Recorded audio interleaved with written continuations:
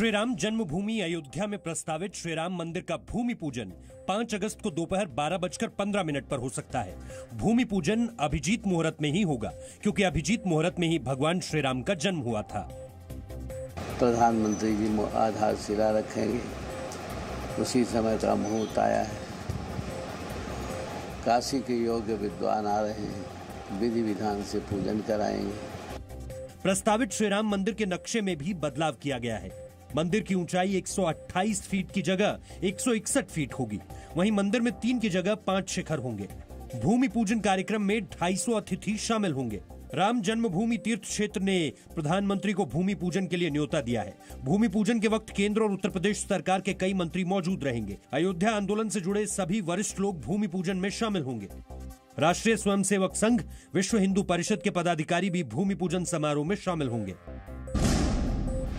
कांग्रेस नेता और राज्यसभा के पूर्व सांसद हुसैन दलवाई ने कहा है कि प्रधानमंत्री नरेंद्र मोदी को अयोध्या में श्री राम मंदिर के भूमि पूजन के लिए नहीं जाना चाहिए। हुसैन दलवाई ने 69 साल पहले सोमनाथ मंदिर के उद्घाटन का हवाला देते हुए अपने ऐतराज की वजह भी बताई।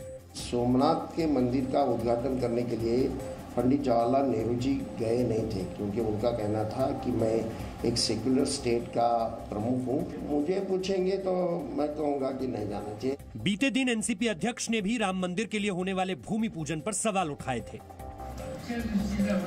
बीजेपी नेता उमा भारती ने शरद पवार की आपत्तियों को भगवान श्री राम के खिलाफ बताया है। मैं मानती हूँ कि शरद पवार का यह बयान रामद्रोही है, मोदी जी के खिलाफ नहीं, भगवान राम के खिलाफ है।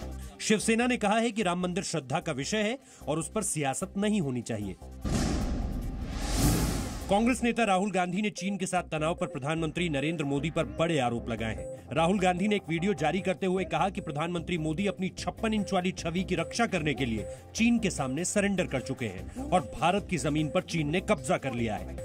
He has to protect the idea of 56 inch, and this is the real idea the Chinese are attacking. They're basically telling Mr. Narendra Modi that if you do not do what we say, we will destroy the idea of Mr. Narendra Modi as a strong leader.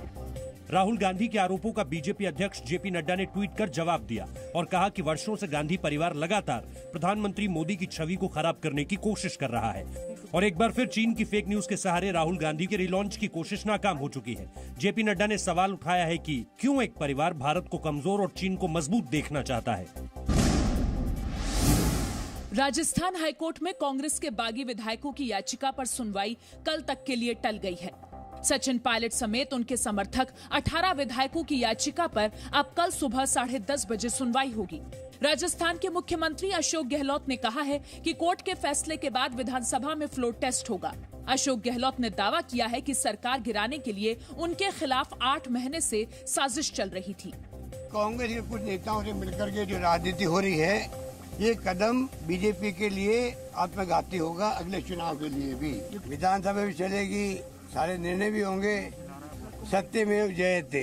Rajasthan के गृह विभाग ने अधिसूचना जारी कर ये साफ कर दिया है कि सीबीआई सीधे किसी केस की जांच नहीं कर सकेगी।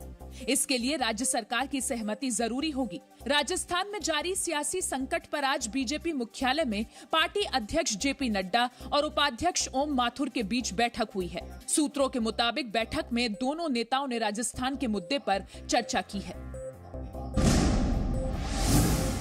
राजस्थान के पूर्व उप मुख्यमंत्री सचिन पायलट पर 35 करोड़ रुपए की रिश्वत देने की पेशकश का आरोप लगा है। सचिन पायलट पर यह आरोप कांग्रेस विधायक गिरिराज सिंह मलिंगा ने लगाया है। मलिंगा का आरोप है कि पायलट ने रिश्वत की ये पेशकश राज्यसभा में क्रॉस वोटिंग के लिए की थी। इस पर सचिन पायलट ने कहा कि वो इस आरोप से दुखी हैं, लेकिन हैरान नहीं। सचिन पायलट ने कहा कि रिश्वत का यह आरोप उन्हें बदनाम करने और असली मुद्दों से ध्यान भटकाने की साजिश है। हिस्ट्री शीटर विकास दुबे के एनकाउंटर की जांच के लिए उत्तर प्रदेश सरकार जांच कमेटी दोबारा से गठित करेगी। समिति में सुप्रीम कोर्ट के एक रिटायर्ड जस्टिस और एक रिटायर्ड डीजीपी शामिल किए जाएंगे। उत्तर प्रदेश सरकार ने सुप्रीम कोर्ट से कहा है कि वो जांच समिति की नई अधिसूचना का प्रारूप बुधवार को पेश करेगी। उत्तर प्रदेश सरकार के वकील हरीश साल्वे ने कहा है कि ये केस हैदराबाद एनकाउंटर से अलग है। पुलिसकर्मी भी इंसान होते हैं। अगर उनका सामना विकास दुबे जैसे गैंगस्टर से हो तो वो क्या करे। चीफ जस्टिस ने कहा कि विकास दुबे पर गंभीर अपराध के अनेकों मुकदमे दर्ज थे, फिर भी वो जेल से बाहर था, जो कि सिस्टम की विफलता है।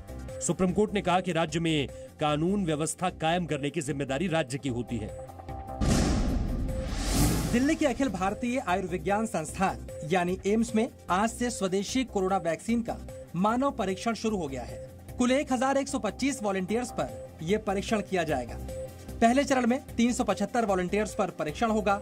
2 से 3 महीने में मानव परीक्षण के परिणाम आने की संभावना है। मल्टीपल डोजेस ट्राई करके सब थेरापेटिक डोज मतलब लो डोज, फिर वो करके देखा कि वो वैक्सीन सेफ है। फिर उसके बाद आप हायर डोज दे सकते हो कि इस डोज से भी वैक्सीन सेफ है और इससे इम्यूनिटी ज़्यादा मिल रही है और vaccine is more effective. Corona vaccine के मानव परीक्षण के लिए Presenting B News app available on Google Play and App Store. Download it now.